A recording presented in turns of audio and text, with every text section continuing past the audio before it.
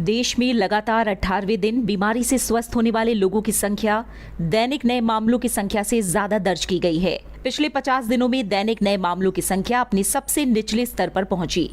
लगातार चौथे दिन कोविड-19 के नए मामलों की संख्या 2 लाख से कम दर्ज की गई। भारत में कोविड-19 के सक्रिय मामलों की संख्या लगातार घट रही है। पिछले 24 घंटे में सक्रिय मामलों की संख्या में कुल 88,416 की कमी आई है। साथ ही लगातार 18वें दिन भारत में बीमारी से स्वस्थ होने वाले लोगों की दैनिक संख्या कोविड-19 के दैनिक नए मामलों से ज्यादा है। पिछले 24 घंटों में दैनिक नए मामलों की तुलना में बीमारी से 85,288 ज्यादा लोग स्वस्थ हुए हैं। जहां एक तरफ पूरे देश में कोविड की जांच बढ़ गई है, वहीं दूसरी तरफ साप्ताहिक पॉजिटिविटी रेट भी लगातार घट रहा है। साप्ताहिक पॉजिटिविटी रेट इस समय 9.04% है। भारत में कोरोना वायरस की दूसरी लहर अब धीरे धीरे कम होने लगी है। नए मामलों में लगातार कमी जारी है। इसके साथ ही मौत के आंकड़े भी घटे हैं। पिछले 24 घंटे में देश भर में कोविड-19 के 1,52,000 से अधिक नए केस सामने आए हैं, जो पिछले 50 दिन में सबसे कम है। वहीं पिछले 24 घंटे में 2,38,000 से ज्यादा लोग ठीक हुए, जिसके बाद कोविड-19 से ठीक होने वाले लोगों की संख्या 2,56,00,000 से अधिक हो गई है। देश भर में एक्टिव मामलों में लगातार गिरावट हुई है। अब एक्टिव केस घटकर 7.22% हो गए हैं। देश भर में 20,26,092 मरीजों का इलाज चल रहा है। इसकी वजह से कोविड-19 से रिकवरी रेट 91.60% हो गया है। लेकिन बीते एक दिन में 3,128 मरीजों की मौत भी हुई है। इस वक्त देश में कोरोना से मृत्यु दर 1.17% है। 30 मई तक कुल 34,48,00,000 से अधिक नमूनों की जांच की गई। रविवार को देश भर में 16,83,000 से अधिक नमूनों की जांच की गई। इसमें भी संक्रमण की रफ्तार कम होने के संकेत दिख रहे हैं। अब साप्ताहिक सकारात्मक दर 9.04% और दैनिक सकारात्मकता दर 9.07% है, जो लगातार 7 दिनों तक 10% से कम है। भारतीय आयुर्विज्ञान अनुसंधान परिषद ICMR ने 30 जून तक हर रोज 45 लाख नमूनों की जांच करने और ग्रामीण क्षेत्रों में जांच बढ़ाने के प्रयास शुरू कर दिए हैं। ICMR ने इस महीने की शुरुआत में जांच नीति में संशोधन किया था। RT-PCR जांच करने और ग्रामीण क्षेत्रों में जांच प्रक्रिया बढ़ाने की नीति तैयार की थी।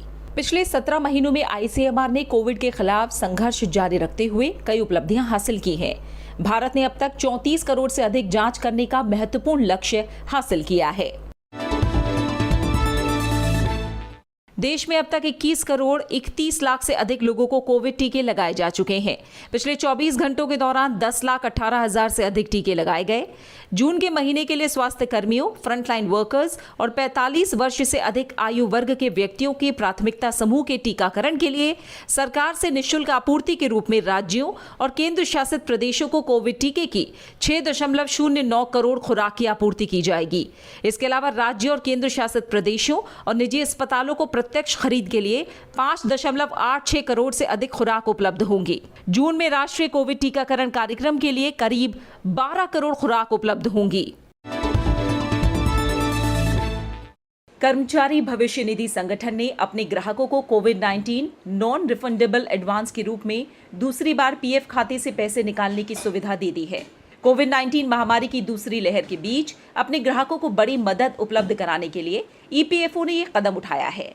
मार्च 2020 में प्रधानमंत्री गरीब कल्याण योजना के तहत महामारी के दौरान सदस्यों की वित्तीय जरूरत को देखते हुए कोविड-19 नॉन रिफंडेबल एडवांस के रूप में फंड निकालने की अनुमति दी गई थी। अब कोई भी EPF ग्राहक अपने 3 माह के मूल वेतन और महंगाई भत्ते या EPF अकाउंट में जमा कुल राशि के 75% में से जो कम हो, उसकी निकासी नॉन रिफंडेबल एडवांस के रूप में कर सकता है।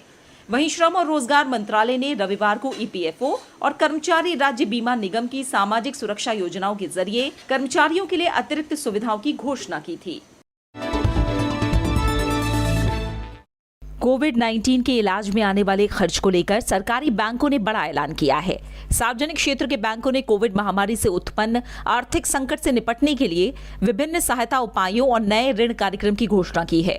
इसमें कोविड उपचार के लिए व्यक्तियों और उनके परिवार के सदस्यों के लिए 5 लाख रुपए तक के ऋण शामिल होंगे। इन बैंकों ने कोविड मरीज को 5 लाख रुपए तक का कर्ज देने का फैसला किया है। खास बात यह है कि यह कर्ज बिना किसी सिक्योरिटी के मिलेगा, ताकि लोग अपना या परिवार में कोरोना पीड़ित का इलाज करवा सके। इस कर्ज को 5 साल के अंदर वापस करना होगा। भारतीय बैंक संघ और भारतीय स्टेट बैंक ने कल मुंबई में 3 नए बैंक ऋणों की घोषणा की, जिसमें बैंकों की ओर से स्वास्थ्य सुविधाओं के विकास के लिए रियायती बिजनेस लोन की भी पेशकश की गई है।